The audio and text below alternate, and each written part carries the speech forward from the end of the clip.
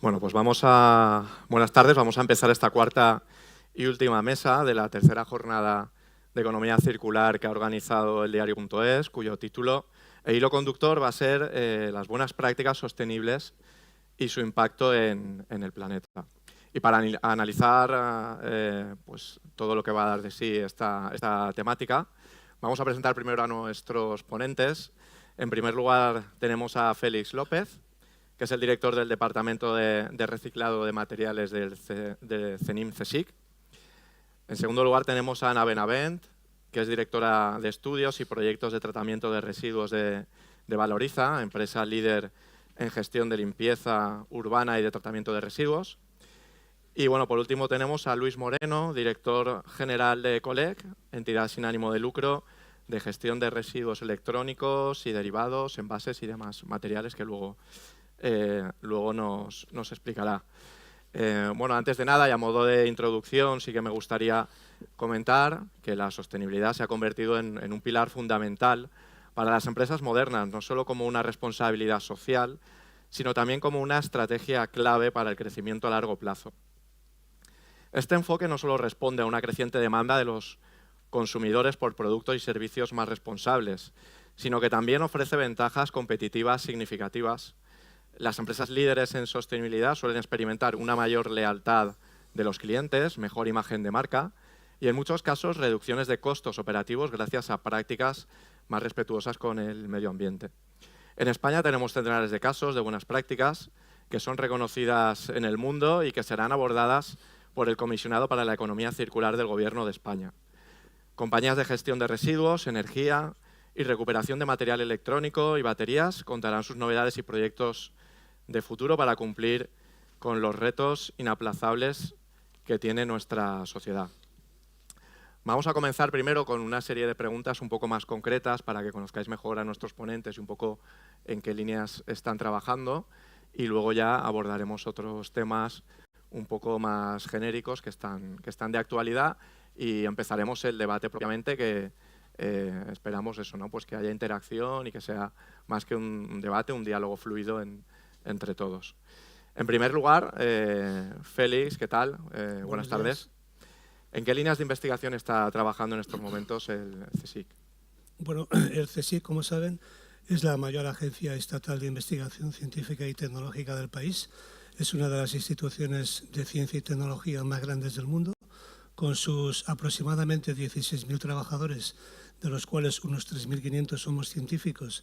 Desarrollamos investigaciones en todas las áreas del conocimiento, en aproximadamente los 120 centros de investigación que tenemos repartidos por todo el país y más concretamente en el caso de la economía circular y sostenibilidad, las investigaciones que realizamos las estamos encauzando a través de una plataforma temática interdisciplinar que engloba unos 40 grupos de investigación de toda la institución, unos 120 investigadores y en este momento tenemos unos 50 proyectos de investigación activos en este área. Proyectos que van desde la descarbonización, ecodiseño, aplicación del hidrógeno y producción sostenible de hidrógeno, acuicultura, sistemas acuáticos, nuevos fertilizantes, eficiencia energética y eficiencia energética en la construcción y aprovechamiento de una gran variedad de residuos industriales, entre los que quiero destacar las baterías de vehículos eléctricos, la recuperación de tierras raras de imanes tanto de vehículos eléctricos como de aerogeneradores, recuperación de paneles solares, recuperación de metales críticos de residuos de aparatos eléctricos y electrónicos. También una buena parte de las patentes que hace la institución, unas 300 patentes al año, están muy focalizadas en la economía circular y en la sostenibilidad. Y finalmente, una parte también de las empresas de base tecnológica que creamos cada año están también focalizadas en la economía circular. Muy bien, luego profundizaremos en algunas de las cuestiones que ha comentado que son claves, como esos retos de cómo se va a gestionar en el futuro, pues todo lo que se está potenciando ahora a nivel de vehículo eléctrico, etcétera, que luego tiene también pues unos tratamientos que desarrollar, ¿no? Pero vamos a seguir con Ana. Ana, como empresa que ofrece todo tipo de servicios desde la perspectiva medioambiental, ¿cuáles son los más demandados por vuestros clientes y por qué? Bueno, Valoriza es una empresa del sector medioambiental, llevamos más de 35 años trabajando en el sector.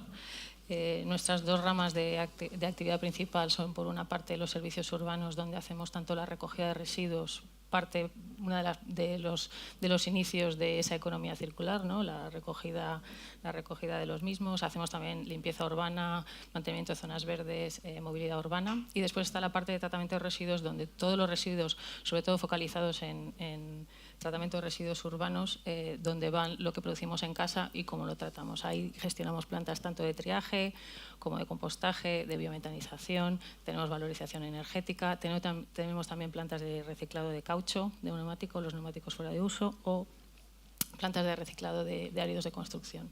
Entonces, por ejemplo, en el área de servicios urbanos, en la parte de recogida de residuos, y con la nueva Ley 7/2022, todo el tema de las recogidas separadas, por ejemplo, se está haciendo muchísimo hincapié en la recogida selectiva de orgánicos, se nos pide cada vez mayor calidad, y eso, por una parte, es responsabilidad de nosotros mismos en casa, de separar bien, y por nuestra parte también pues asegurar que el residuo llega donde tiene que llegar, ¿no? Pues que vayan a esas plantas de compostaje o que vayan a biometanizar directamente. Y por la parte de envases, por ejemplo, también se están implantando nuevos sistemas de los SDR, de devolución de envases que se comentaba antes. Hemos implantado, por ejemplo, un proyecto pionero en España hemos implantado 400 contenedores de este tipo, donde el ciudadano va, deposita el envase y se le recompensa por ello. Y tiene una capacidad de atracción bastante importante, porque encima hemos hecho acuerdos con los comercios locales de la ciudad de Guadalajara, en este caso, y está teniendo bastante éxito, tanto éxito que lo vamos a implantar en toda la ciudad.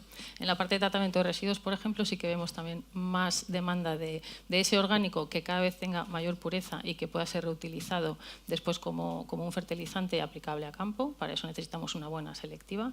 Y en la parte de por ejemplo, biometanización, pues que el orgánico produzca ese metano y que reemplace al gas fósil que a día de hoy pues contamina más. Muy bien. Bueno, Luis, en vuestro caso, en Ecolec trabajáis con el concepto minería urbana, para la recuperación y aprovechamiento de los materiales que se encuentran en los residuos de aparatos eléctricos y electrónicos. Para ello, os apoyáis en diversas herramientas como el WeLabex y el WeTracker. Cuéntanos en qué consisten y qué aportan en materia de sostenibilidad. Muchas preguntas así de repente para empezar, pero bueno, Ecolec al final somos un conjunto de entidades sin ánimo de lucro que nos agrupamos bajo el nombre de Ecolec Waste Hub, que, como el nombre indica, pues somos el conector entre los distintos agentes que forman parte de la cadena de un producto hasta el final de su vida útil y su reciclaje. Trabajamos con fabricantes, trabajamos con distribuidores, trabajamos con gestores de residuos, trabajamos con administraciones, trabajamos con plantas de tratamiento. Somos un poco ese conector entre todos los agentes para hacer que esos residuos lleguen donde tienen que llegar. Manejamos flujos de aparatos eléctricos electrónicos, pilas y baterías, y ahora empezamos también con envases, ¿no? Que se ha comentado también en las mesas anteriores. Empezamos también con envases. Por poner un ejemplo práctico, ¿no? O hablar de algo práctico, voy a hablar de aparatos eléctricos y electrónicos, ¿no? En el mundo se generan al año, según el estudio de Waste Monitor, unos 62 millones de toneladas de aparatos eléctricos electrónicos, de residuos de aparatos eléctricos electrónicos.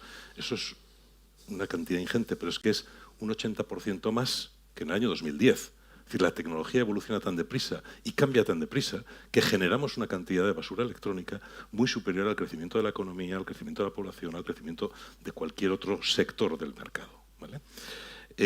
Y al final eso se traduce en cuántos kilos de basura, que tu compañera esta mañana decía que se generaban, cada español generaba 190 kilos de basura al año, pues de esos 190, 14 son de aparatos electrónicos, ¿no?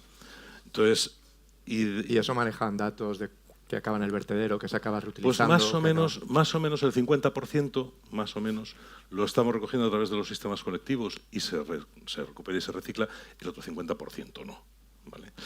Entonces, ¿qué hacemos? ¿Qué es eso de la minería urbana? Pues al final la minería urbana es aprovechar todos esos residuos que generamos en nuestros entornos urbanos para aprovechar los materiales que están contenidos en esos residuos, sean orgánicos, sean de aparatos electrónicos, sean lo que sea. Particularmente en lo nuestro, en los aparatos electrónicos, lo que recuperamos mayoritariamente en este momento pues son aceros, cobres, aluminios, varios tipos de plástico, vidrios, ¿no? ¿Qué es lo que estamos recuperando actualmente?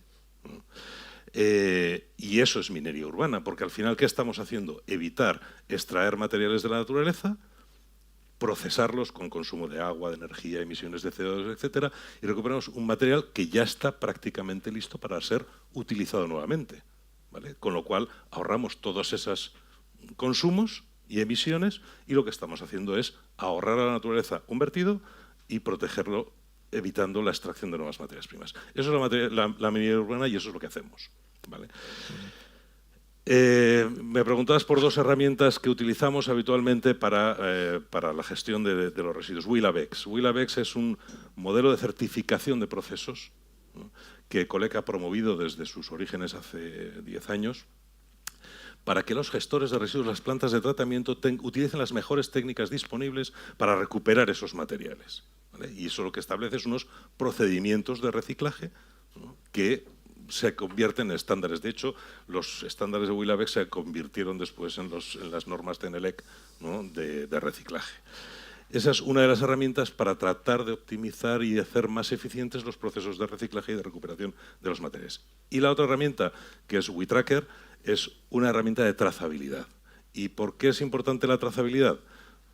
Por lo que me preguntabas hace un momento, ¿cuánto estamos recogiendo y cuánto se está perdiendo? Bueno, pues ese 50% que se pierde es porque no hay trazabilidad, no se sabe dónde está, desaparece por flujos paralelos, flujos ilegales, exportaciones a terceros países. Entonces, nuestra herramienta de trazabilidad lo que permite es, desde el origen del residuo, cuando se produce en casa, en una tienda, en un punto limpio, donde sea que aparezca, poder trazar ese residuo hasta la planta de tratamiento y controlar todos los flujos para evitar esas fugas.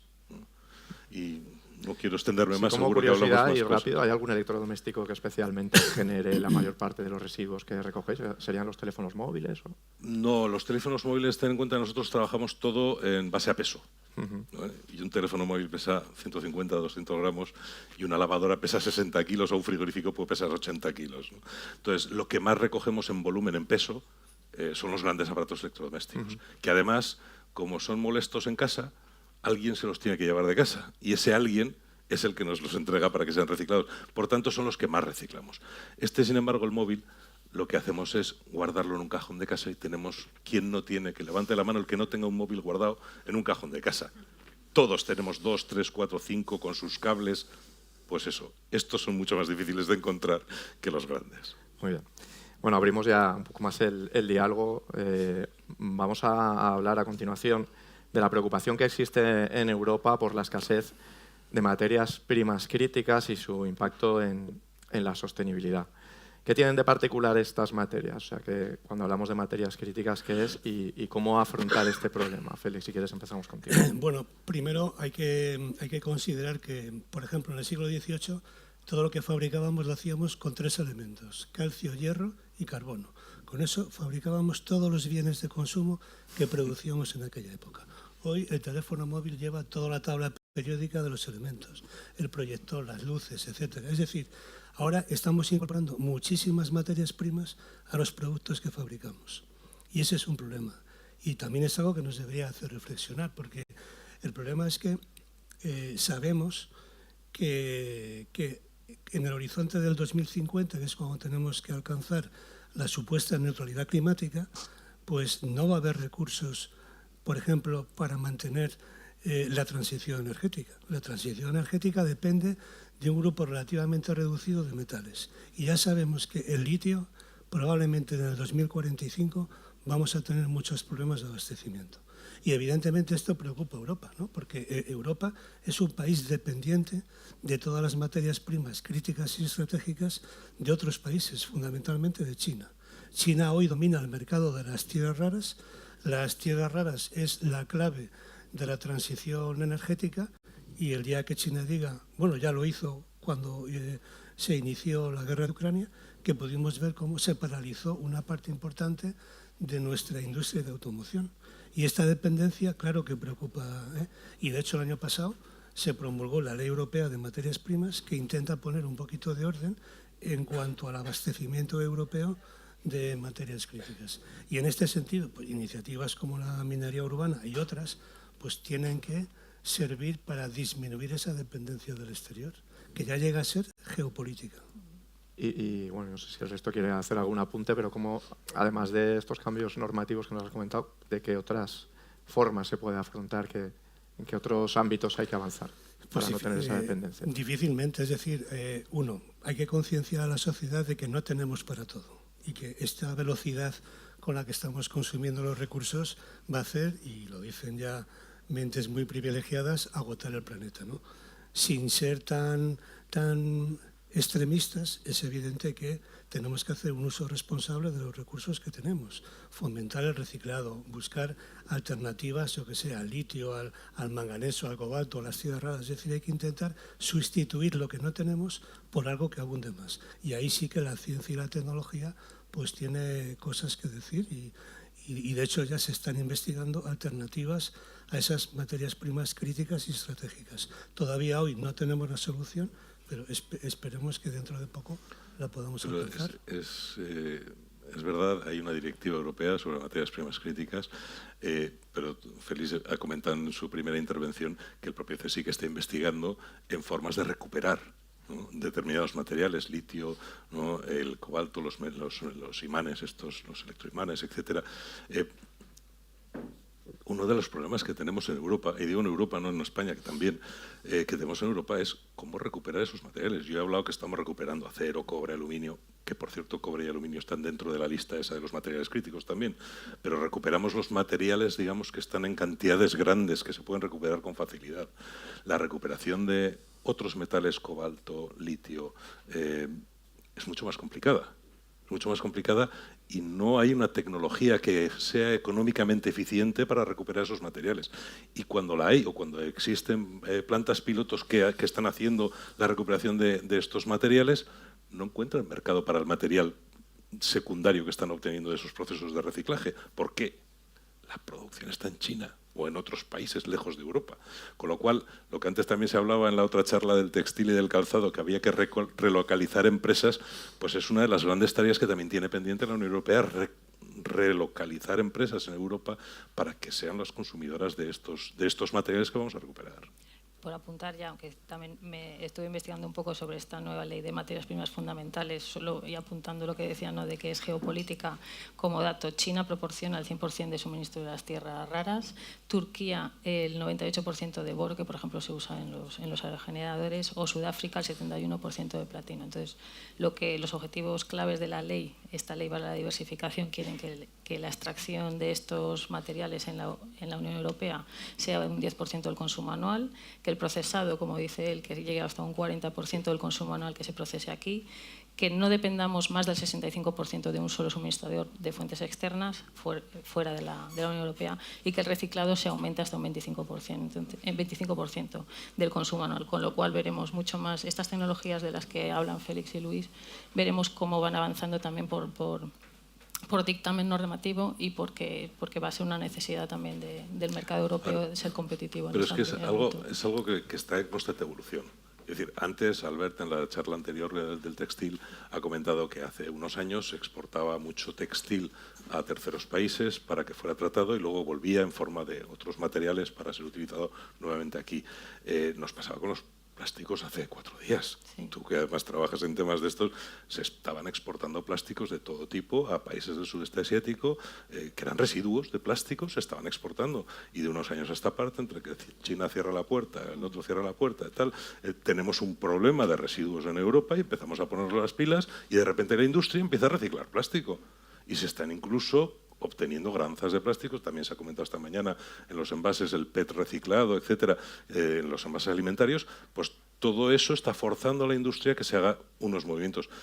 Estos movimientos de recuperar materias primas críticas en 5 años seguro que veremos esa misma evolución que hemos visto en otros sectores.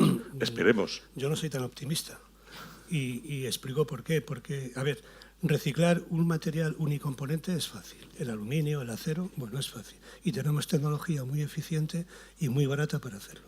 Pero cuando se trata de recuperar un móvil con 25 metales, es muy difícil hacer una tecnología que sea económicamente viable. Y eso, como cada vez estamos haciendo cosas más complejas que incorporamos cada vez más, es lo que en el ámbito académico llamamos los materiales de alta entropía, porque son mezcla de muchos metales, pues claro, al final es muy difícil. Se nos está pidiendo cosas que son realmente complicadas, ¿no? El hacer una tecnología viable, escalable y barata para recuperar 25 metales de un móvil. Pues a lo mejor lo que hay que plantearse, además están en cantidades de microgramo por claro, móvil. Y luego, además, el ecodiseño. Abrir un motor para extraer un imán o abrir el motor de un aerogenerador para sacar la parte de la turbina que nos interesa es harto difícil.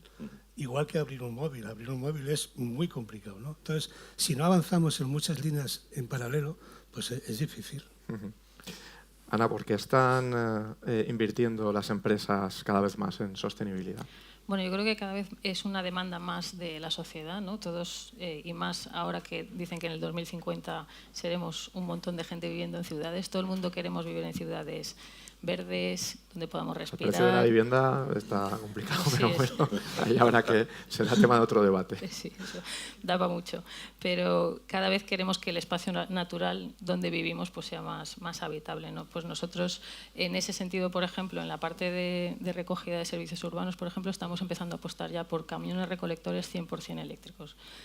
Nosotros operamos una de las 4 zonas de Barcelona, por ejemplo, recogemos los residuos ahí, tenemos 26 camiones eléctricos y están dando tan buen resultado que nos estamos planteando renovar toda la flota restante, que la otra, que será más o menos la mitad, ¿no? Por esa parte, por ejemplo, los clientes también cada vez más demandan eso en las licitaciones públicas. Por una parte la sociedad, por otra parte las instituciones, los clientes. O sea, yo creo que es unas demandas a todos los niveles. En la parte de tratamiento, por ejemplo, pues hablábamos antes fuera de la planta, tenemos una planta de reciclado de neumáticos. Hacemos granulado de caucho de neumáticos de fuera de uso. Entonces, ese granulado, por ejemplo, se está usando en los parques infantiles, los tapices que usamos pues para que los niños no se hagan daño. Y con la nueva normativa que van a prohibir los microplásticos, ya estamos investigando también para ver qué nuevos usos se le puede dar a ese plástico, pues a lo mejor suelos técnicos o hacer incluso derivados de hidrocarburos. Entonces, yo creo que por una parte la sociedad te lo demanda y es imperativo, por otra parte las instituciones y también el mercado te está llevando a esa inversión en sostenibilidad que cada vez es más fuerte y apostamos todas. Bueno, yo creo que también hay un componente de imagen de marca de las empresas. Totalmente. Las empresas al final, no sé si lo has comentado tú antes, también los consumidores cada vez se hacen más fieles a empresas que les ofrecen, ¿no?, este tipo de productos sostenibles o de servicios sostenibles y demás. Entonces yo creo que es también una cuestión de imagen de marca. También creo que hay negocio. Es decir, lo mismo que tú estás comentando, que ya tus clientes te empiezan a pedir, creo que hay negocio. El hacer ecodiseño, el hacer productos más que tengan una vida más larga, que sean reparables, que sean más fácilmente reciclables, al final es negocio también para una empresa. Entonces, vale que tiene un coste la inversión que hace falta para poder hacer esos productos sostenibles, tiene un coste, pero tiene un retorno también.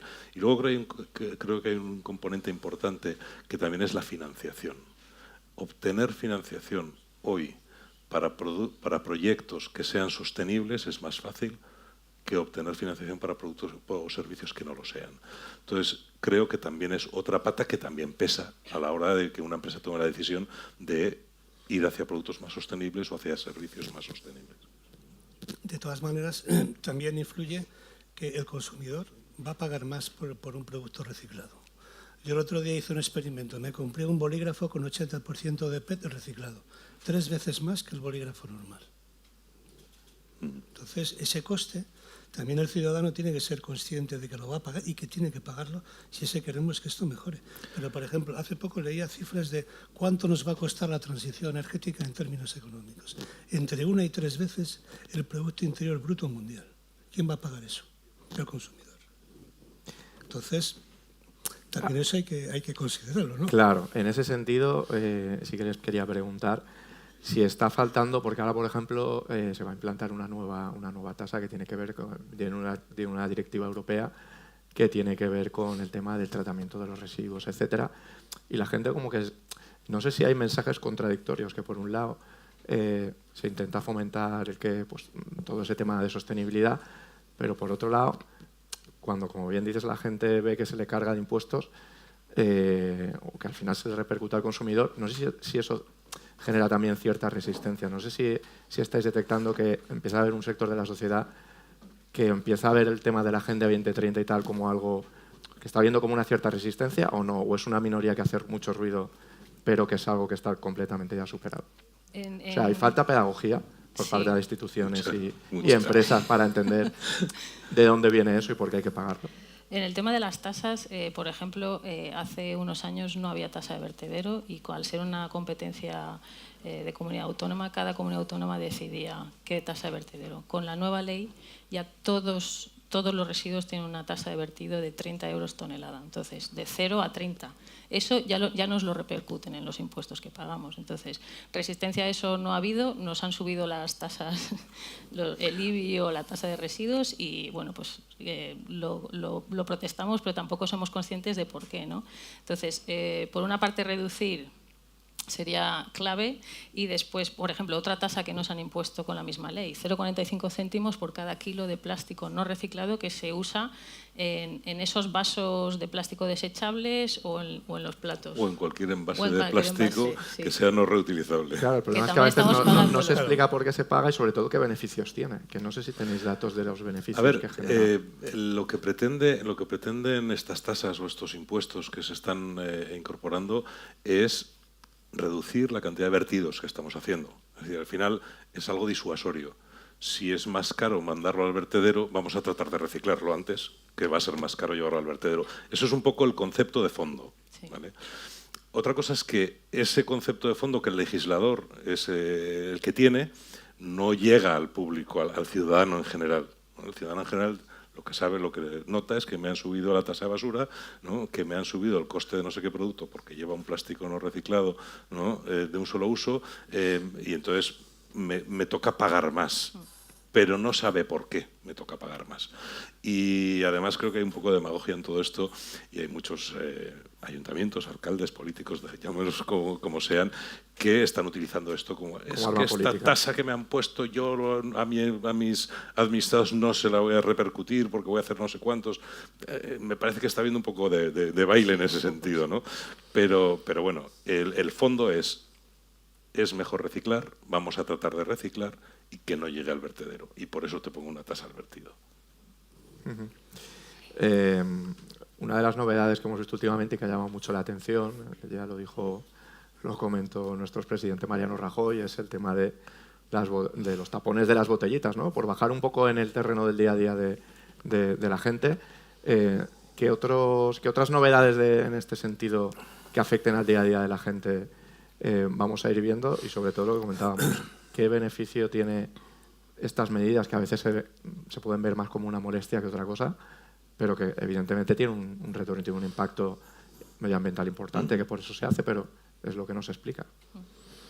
Yo creo que la percepción social todavía es muy limitada, ¿no? Y de hecho, por ejemplo, en relación con la Agenda 2030, recientemente hemos visto una parte importante del sector productivo, que es la agricultura. ¿Cuál es la opinión que tienen los agricultores en relación a la Agenda 2030? Yo creo que hoy nadie duda del calentamiento global y de la crisis climática, pero quizás es un problema de velocidad. ¿A qué velocidad queremos alcanzar los objetivos, ¿no? Porque luego también dentro de cada país hay muchas velocidades. Alemania no cierra sus plantas de carbón, España sí, en fin. Ahí hay cierta falta de coordinación, ¿no? Y yo creo que el problema es la velocidad con la que queremos alcanzar la Agenda 2030, la neutralidad climática, etcétera. Y eso es algo que la sociedad debería de percibir. Quizás más pedagogía, más reuniones como esta, etcétera, pues a lo mejor son necesarias para que la sociedad entienda la importancia, como tú dices, de alcanzar esos objetivos globales de sostenibilidad. Porque al final la sostenibilidad es intentar que los que vengan detrás tengan las mismas oportunidades de crecimiento que estamos teniendo nosotros, ¿no? Y eso es lo que tenemos que asegurar, que las generaciones que vengan tengan recursos pues, para poder desarrollarse. En ese ámbito, en el ámbito de la pedagogía, por ejemplo, nosotros que trabajamos con plantas de biogás y ahora que hay un cierto boom de las plantas de biogás, yo, por ejemplo, soy de un pueblo de Valencia y hace poco fui a casa y veía pintadas en paredes en mitad de la nada, ¿no? De planta de biogás, no, en un pueblo cercano, ¿no? Yo creo que, por ejemplo, la pedagogía de una planta de biogás, ¿por qué te opones a ella? ¿Porque crees que es peligrosa? Porque va a producir un biogás. Operamos plantas que son 4 o 5 veces la capacidad que se va a instalar en esa planta. Está todo muy controlada, no tiene emisiones. Además, a nivel de cómputo de emisiones de CO2 es biogénico, con lo cual al revés es un sumidero. O sea, son todo beneficios, más el desarrollo de puestos de trabajo que generan en la zona. Si se hace una buena recogida selectiva, si la gente no nos dedicamos a romper el tapón y lo tiramos, porque después en las plantas de selección ese tapón se cuela por el trommel de donde separas. Si tienes una buena calidad, el compost que va a salir después lo vas a poder aplicar directamente en campo. Entonces, con ciertos controles, porque depende de cuál sea el origen del orgánico que se mete, ¿no? Pero yo por mi parte le veo todo beneficios, pero incluso un día comiendo con mi hermano me preguntaba, pero ¿es que son peligrosas? Digo, pues no, ¿sabes? Es cuestión de pedagogía, explicar y también yo invitaría a toda la gente que si tiene la oportunidad que vaya a ver una planta de residuos. Nos daríamos cuenta de lo mal que lo hacemos en casa. Yo la primera, ¿no? Porque al final tienes 3 o 4 cubos en casa, pero es súper importante que lo hagamos bien, porque revierte en el beneficio de todos, va a revertir en nuestro bolsillo, porque va a implicar que reciclar, separar y sea más barato, con lo cual para mí son todo ventajas, pero más pedagogía es necesaria. No, pero es absolutamente cierto. Es decir, la concienciación de los ciudadanos para que separen los diferentes tipos de residuos, cuanto más arriba en la cadena mejor, porque lo que obtienes es un producto que se recicla mejor y más fácil y con más pureza. Perfecto, lo del taponcito de las botellas es un ejemplo, sí. Un ejemplo, pero que evita el littering de estos residuos en la naturaleza, que se quedan los tapones por ahí y tal, o que se caen por el suelo en las ciudades y hay que barrerlos y recogerlos. Pues eso lo evitas, ¿no? En un porcentaje muy alto. Se me ha caído el micrófono. No te preocupes. Lo evitas en un porcentaje muy alto y son pequeños gestos, pequeñas cosas que el consumidor aprecia, entiende y yo creo que todo el mundo se da cuenta que es para que el tapón no se pierda y se pueda reciclar, ¿no? Conjuntamente con la botella. En el tema de los aparatos electrónicos, por ejemplo, y por poner un ejemplo diferente de esas pequeñas cosas que a veces nos parecen un poco molestas, los cargadores de los móviles y de los ordenadores, ¿no? Hace unos años la Unión Europea promulgó una norma de que todos los cargadores debían ser tipo USB-C. ¿Vale? Y ya todos los móviles nuevos que salen al mercado, ordenadores portátiles, todos los aparatos que se enchufan y se cargan van con USB-C.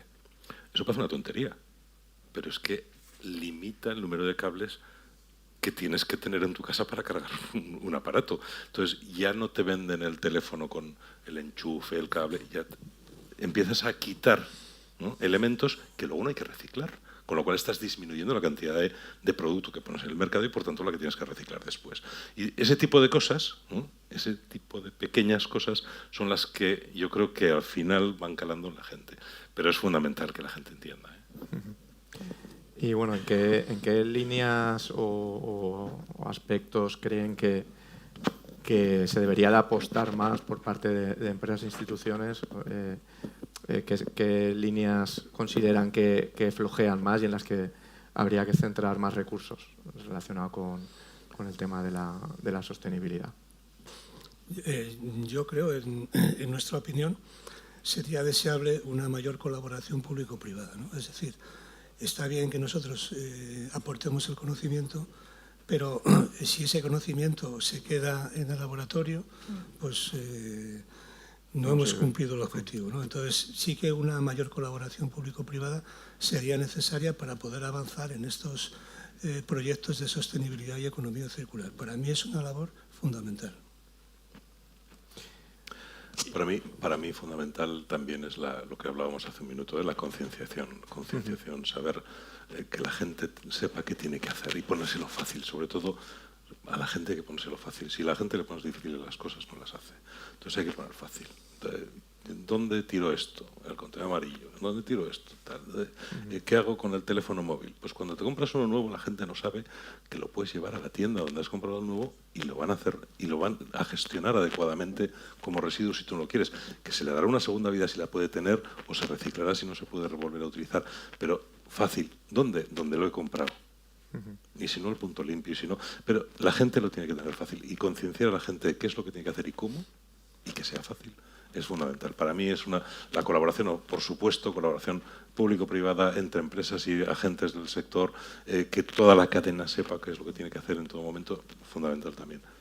En ese sentido de la colaboración público-privada y viendo lo que se viene, ¿no?, de esas recogidas separadas, que por ejemplo el textil, a día de hoy nosotros tiramos a la basura, y digo todos, un 10% de lo que llegan a las plantas de tratamiento es textil. Textil que no como en la mesa anterior reciclan textil, pero el textil que llega a nuestras plantas es un textil sucio, manchado, con olores. Reciclar ese textil es muy complejo. Entonces, un apoyo institucional también, pues con esa colaboración público-privada, como han sido los Next Generation, por ejemplo, que sí que fomentaban ese tipo de proyectos que incentiven esa innovación en nuevas tecnologías, el textil que hablábamos, el tema de las baterías también, pues yo creo que una apuesta mayor en ese sentido desde las instituciones sería bueno, y concienciación. Sí, y luego también, que se ha comentado antes, la necesidad de que la cadena de valor y el valor añadido quede en nuestro país, ¿no?, y quede en Europa. Porque igual que hemos oído antes cuál era el viaje que hacía el textil, los metales y este tipo de residuos hacen el mismo viaje, ¿eh? Nos los traen, los aprovechamos, los desechamos, se lo vuelven a llevar, nos lo vuelven a traer, pero en cada paso el valor añadido ha quedado en esos países de fuera, ¿no? Entonces, eso también es lo que, mediante un desarrollo tecnológico adecuado y una colaboración público-privada al más alto nivel, podríamos intentar evitar. En cuanto al tema de transición energética, comentaba antes el tema de las baterías. Por ejemplo, de la industria de la automoción se va a incrementar muchísimo el uso de las baterías para los vehículos eléctricos, etcétera. ¿Estamos preparados a nivel país y a nivel Europa para gestionar la reutilización de estos residuos? Pues la respuesta sería globalmente no. Es verdad que todavía no hay muchas baterías por ahí en el mercado, pero bueno, ya están apareciendo. Pero si queremos cumplir los objetivos de neutralidad climática del 2050, la cantidad de vehículos eléctricos que se deberían de utilizar es inmensa, ¿no? Es verdad que en España el vehículo eléctrico todavía no acaba de despegar por muchas razones, pero es evidente que la batería va a ser una de las asignaturas pendientes importantes. También aquí hay que tener en cuenta que la mayor parte de las baterías se producen en China, vienen a Europa, incluso los vehículos chinos llegan a Europa, y eso también está produciendo pues una distorsión en la industria automovilística española, ¿no? Y eso es algo que también pues se debería mirar y tener en cuenta, porque si no, la industria del automóvil en España es una parte importantísima de nuestro Producto Interior Bruto. Si las fábricas de automóviles eléctricos se van a ir fuera de España, fuera de Europa, pues tenemos un problema. El reciclaje de las baterías de litio hoy todavía es un problema no de España, es un problema global de toda Europa, yo diría que del mundo. Sí. Es decir, no está resuelto todavía, o no está adecuadamente resuelto el reciclaje de las baterías de litio. Hoy nosotros gestionamos baterías de litio y las tenemos que mandar a gestionar a Alemania, porque en España no hay alternativas de gestión de baterías de litio. Las tenemos que mandar a Alemania. Hay proyectos en España, esta mañana se ha mencionado uno en Navarra, hay otro proyecto en León, hay más proyectos para instalar estas plantas de reciclaje de baterías de litio, pero todavía no son una realidad. Y de momento lo que van a hacer es tratar lo que llaman la black mass, ¿no? Esa masa negra, ¿no?, que se tritura, que lleva el litio y lleva pues, los electrolitos y otros componentes, ¿no? Y luego habrá que separar eso de alguna manera para recuperar esos materiales, que de momento, eso, pues proyectos de investigación en el CSIC seguro que hay, ¿no? Sí. Sobre eso, pero todavía no está resuelto. Entonces, a ver, la transición energética nos va a llevar a un consumo de litio, de silicio para hacer paneles fotovoltaicos. Los paneles fotovoltaicos que hay que inundar Europa es impresionante, ¿no? Y luego habrá que reciclar eso dentro de 25 años, ¿no? Entonces, todo eso es lo que hay que ir construyendo. Todo eso hay que construir. Hoy los paneles fotovoltaicos todavía no se reciclan adecuadamente. El silicio no se recupera como silicio para fabricar nuevos paneles. Se recupera un silicio que se utiliza en rellenos, en cementos, en otras cosas, pero no para paneles solares. En el mejor de los casos se recupera un silicio en grado metalúrgico para hacer aleaciones, pero no para hacer paneles solares. pues todo eso tiene que evolucionar. Si queremos alcanzar los objetivos que marcan las directivas. Como veis, la posibilidad de alcanzar esos objetivos, España llegará a tiempo. Están sirviendo los fondos Next Generation para acelerar todo eso, toda esa transición. Están ayudando, sí que es verdad que se están impulsando a través de los Next Generation muchos proyectos que sin ellos no se estarían dando por el tema de viabilidad económica, pero los Next Generation tienen que estar ejecutados antes de mayo del 2026, con lo cual nos quedan escaso año y medio para poder terminar de implantarlos y necesitamos una ampliación. Europa en teoría no va a prolongarlos, pero... ¿Ampliación de plazo o de Ampliación financiación de plazo, o de las sí, dos sí. cosas? Ampliación de plazos, sí. sí. Porque, por ejemplo, los PERTES, Sí. Los PERTES. pues, es todavía casi una asignatura pendiente, Sí. ¿no? Hay muchos PERTES, pero la adjudicación de fondos es escasa y ese es un problema de aprovechamiento de estos fondos europeos, ¿no? Uh-huh. Y Ana, a nivel de ciudades, también notáis que hay ciudades en cuanto a gestión de residuos que van a diferentes velocidades en cuanto a la introducción de mecanismos. Sí, siempre han habido diferentes velocidades en la idiosincrasia española, ¿no? Cataluña en temas de gestión de residuos, País Vasco siempre han sido como pioneros.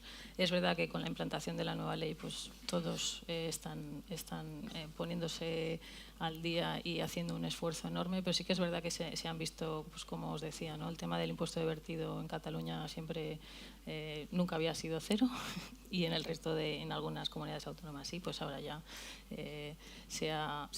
por lo menos hay un suelo, después cada comunidad decide dónde está el umbral, ¿no? Pero sí que estamos notando ese aceleramiento en intentar cumplir los objetivos, porque pues vamos, por ejemplo, la recogida de residuos orgánicos separada debería estar implantada ya en todas las ciudades de más de 5.000 habitantes y hay sitios donde todavía no están. Entonces vamos un poco al ralentí, se están poniendo las pilas, pero sí que todavía nos queda mucho trabajo por hacer. Muy bien, pues no sé si alguno de los ponentes quiere hacer alguna aportación más. Y si no, pues vamos a ir dando ya por cerrado el debate. Muchísimas gracias a los tres. Ha sido, la verdad, que para mí por lo menos muy interesante todo lo que nos habéis contado. Y bueno, pedimos la presencia de nuestro director del diario.es, Nacho Escolar, que nos va a dedicar unas últimas palabras antes de la intervención de la delegada del Gobierno, Pilar Bernabé, que cerrará la jornada. Muchísimas gracias a todos.